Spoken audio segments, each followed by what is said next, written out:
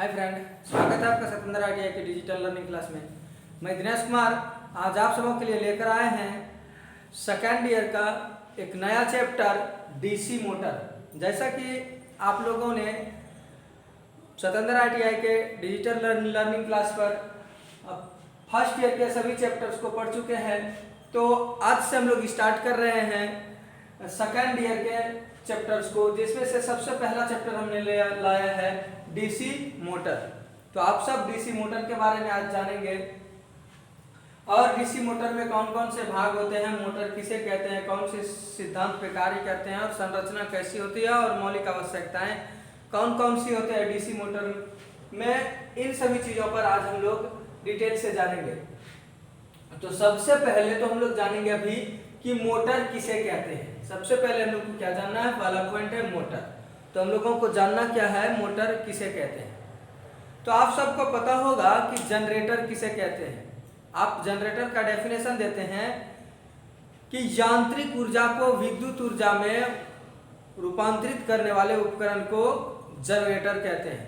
ठीक उसी प्रकार से हम लोग मोटर का भी जो है ना डेफिनेशन दे सकते हैं कि विद्युत ऊर्जा को यांत्रिक ऊर्जा में रूपांतरित करने वाले मशीन को मोटर कहते हैं। किसको मोटर कहते हैं? जो विद्युत ऊर्जा को यांत्रिक ऊर्जा में कन्वर्ट कर दे, ऐसे ही मशीन को हम लोग मोटर कहते हैं। यदि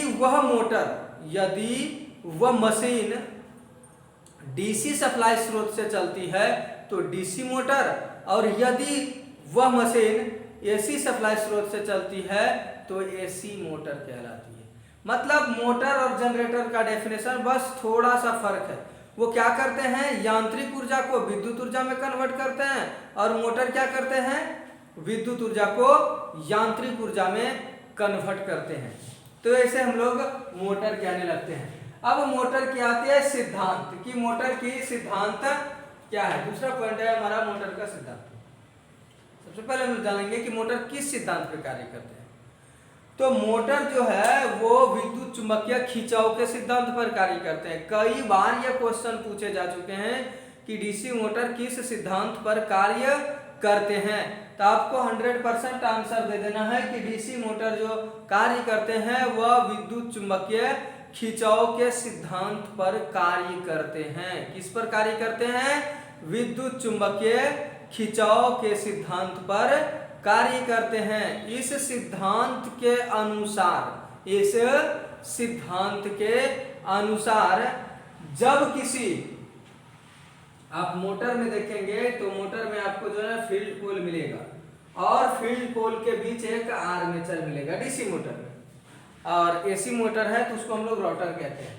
तो डीसी मोटर में जैसे ही आपको आर्मेचर मिलेगा तो आर्मेचर भी वाइंडिंग किए रहते हैं और फील्ड पोल भी वाइंडिंग किए रहते हैं। यानी इसके आर्मेचर और स्टेटर यह दोनों क्या होते हैं, वाइंडिंग किए होते हैं। और आर्मेचर में भी वाइंडिंग होने के कारण से उस पर भी विद्युत धारा प्रवाह होता है, और विद्युत धारा प्रवाह होने के कारण इस पर भी चुंबकीय फ्लक्स का उत्पत्ति होती है। और यह इस पर जो चुंबकीय फ्लक्स की उत्पत्ति होती है तो स्टेटर के में जो चुंबकीय फ्लक्स की उत्पत्ति होती है उससे विपरीत दिशा में वह घूमने की कोशिश करती है, जिसके कारण से इसमें एक बल की उत्पत्ति होती है। यानी किसका होता है उत्पत्ति? एक बल की उत्पत्ति होती है, क्योंकि एक ही जगह, एक निश्चित जगह में ही दो प्रकार का चुंबकीय क्षेत्र की उत्पत्ति हो रही है, यानी चुंबकीय फ्लक्स की उत्पत्ति हो रही है, जिसके कारण से इसमें एक बल की उत्पत्ति होती है जिसको हम लोग घुमाव बल कहते हैं। और उसी बल के कारण से यह आर्मेचर क्या होते हैं, मूव करने लगते हैं, घूमने लगते हैं। इसलिए हम लोग क्या कहते हैं कि डीसी मोटर का जो सिद्धांत है विद्युत चुंबकीय खिंचाव के सिद्धांत पर यह क्या करते हैं, कार्य करते हैं। ठीक इसी प्रकार से हम जब भी मोटर को देखेंगे लैब में, जब इसको हम लोग रिपेयर करेंगे, जब इसका वाइंडिंग करेंगे, तो वहां पर हम लोग देखेंगे कि आर्मेचर कैसा होता है और स्टेटर कैसा होता है, उसका वाइंडिंग किस प्रकार से होती है। अभी हम लोगों को केवल जानना है कि डीसी मोटर की जो सिद्धांत है वो कौन क्या है। तो डीसी मोटर की सिद्धांत क्या है, विद्युत चुंबकीय खिंचाव के सिद्धांत पर वो कार्य करते हैं। अब रही बात संरचना। तो आप संरचना की अगर बात कर लें तो संरचना डीसी जनरेटर और मोटर लगभग समान होते हैं, यानी अगर कहा जाए तो ये समान संरचनाएं की होती है। थोड़ा फर्क क्या होता है कि जो डीसी मोटर होते हैं इसके बॉडी जो है ना पैक होते हैं, बंद होते हैं, और जनरेटर की जो बॉडी होते हैं उसे पैक नहीं रखा जाता है। उसमें कार्बन ब्रश जहां पर लगाया जाता है उसके दोनों साइड जाली छोड़ा जाता है, जबकि मोटर में ऐसी कुछ भी नहीं होते हैं, यह पूरी तरह से पैक होते हैं। तो कुछ इसके बॉडी की संरचना भिन्न होते हैं, परंतु इसकी स्टेटर, आर्मेचर, कार्बन ब्रश, ये सारी चीजों की संरचना समान होते हैं। और जनरेटर और मोटर की अगर हम लोग तुलना करें तो थोड़ा सा और फर्क कहाँ मिलता है, जहां पर हम लोग सप्लाई स्रोत देते हैं जिसको हम लोग टर्मिनल बॉक्स कहते हैं। तो जनरेटर में एक टर्मिनल बॉक्स मिल जाता है और मोटर में टर्मिनल बॉक्स नहीं मिलता है। इस मोटर में क्या होता है, टर्मिनल बॉक्स नहीं लगते हैं और जनरेटर में टर्मिनल बॉक्स लगे होते हैं। यानी अगर हम कहें कि जनरेटर और मोटर की संरचना समान है तो बिल्कुल सही है, बिल्कुल समान होता है। और कार्य भी लगभग एक जैसा ही है, क्योंकि वो भी घूमता है और इसमें भी आर्मेचर गति करते हैं। इसमें भी, मोटर में भी आर्मेचर गति करते हैं, जनरेटर में भी आर्मेचर गति करते हैं। फर्क इतना होता है कि मोटर में जब आर्मेचर गति करते हैं तो विद्युत वाहक बल की उत्पत्ति नहीं होती है, और जनरेटर के अंदर जब आर्मेचर गति करते हैं तो चुंबकीय फ्लक्स का छेदन होता है और ईएमएफ की उत्पत्ति होती है। यह इसलिए होता है क्योंकि जनरेटर में जो आर्मेचर होते हैं उस पर कोई विद्युत वाहक बल आरोपित नहीं होते हैं, जबकि मोटर के आर्मेचर पर विद्युत वाहक बल आरोपित किया जाता है।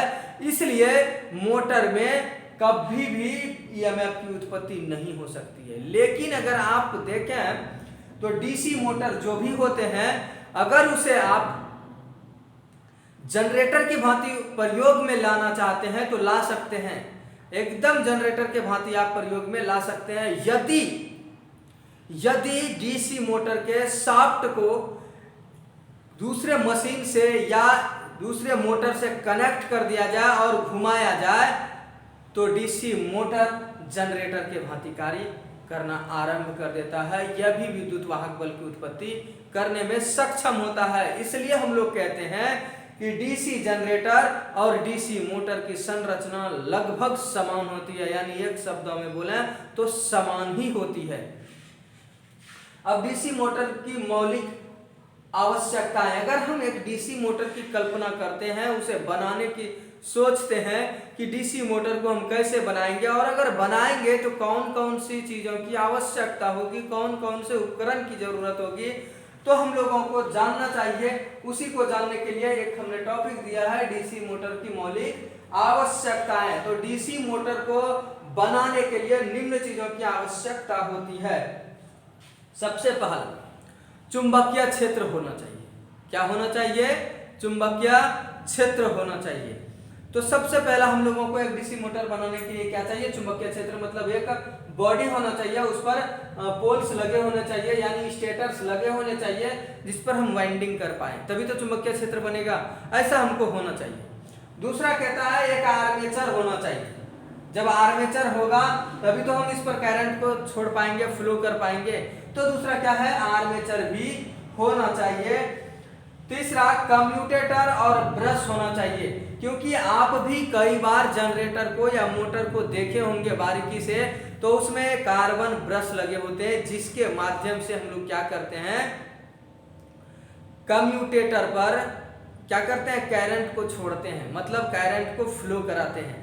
आर्मेचर में करंट को फ्लो कराने के लिए कोई तार का कनेक्शन नहीं होता है कि तार को हमने जोड़ दिया और करंट फ्लो हो गया। अगर ऐसा होता तो आर्मेचर मूव करता है तो तार पूरी तरह से टूट जाएंगे। इसलिए उस पर क्या किया जाता है, अगर ये आर्मेचर है तो इस पर इस प्रकार से दोनों साइड से क्या लगे होता है, कार्बन ब्रश, ताकि ये मूव होता है और इस पर करंट फ्लो होते रहे।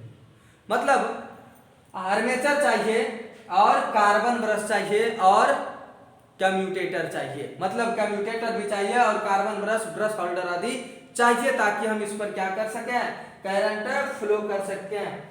और क्या चाहिए, तो सबसे बड़ी चीजें हैं विद्युत ऊर्जा चाहिए। अगर हम मोटर की कल्पना करते हैं तो क्या चाहिए, विद्युत ऊर्जा चाहिए, क्योंकि बिना विद्युत ऊर्जा का इसे चला पाना संभव नहीं है। और बिना विद्युत ऊर्जा का मोटर का क्या काम, मोटर बना के भी हम क्या करेंगे, क्योंकि अगर विद्युत नहीं है तो मोटर बनाना कोई बड़ी चीज बात नहीं है कि हम उसे बना लिए और उसका कोई यूज नहीं है, हम उसका कोई काम नहीं कर पाएंगे। इसलिए सबसे बड़ी चीजें जो है वो है विद्युत ऊर्जा। अगर आप मोटर बनाने की सोचते हैं तो ये कुछ आवश्यकताएं हैं इसकी जो आपको प्रॉपर तैयार करना होता है। आप जब इन सभी चीजों को तैयार कर लेते हैं तो आप एक डीसी मोटर बनाने में कामयाब होते हैं और आप एक डीसी मोटर का निर्माण कर सकते हैं। तो आज हम लोगों ने जाना कि डीसी मोटर क्या होता है, डीसी मोटर किसे कहते हैं, डीसी मोटर की सिद्धांत, संरचना और एक डीसी मोटर की मौलिक आवश्यकताएं क्या क्या है। इसके अलावा जो भी आज हम लोग मौलिक आवश्यकताओं को पढ़े, इसके अलावा और भी कई पार्ट्स होते हैं जो अहम होते हैं, परंतु इन जो आज हम आपको बताएं कि मौलिक आवश्यकताएं हैं जो एकदम मुख्य है, इसके बिना हम नहीं चला सकते। जैसे आप देखे होंगे मोटर के ऊपर में एक की हॉल, आप देखे होंगे उसका फ्रेमिंग आदि, ये सब चीजें कोई बिना, अगर हम ये सारी चीजें नहीं भी चला लगाएं उस पर, फिर भी मोटर सुचारू रूप से चल सकती है। इसके बारे में और हम लोग पार्ट टू पार्ट डिटेल से जानेंगे अगले क्लास में। आज के लिए बस इतना ही, धन्यवाद।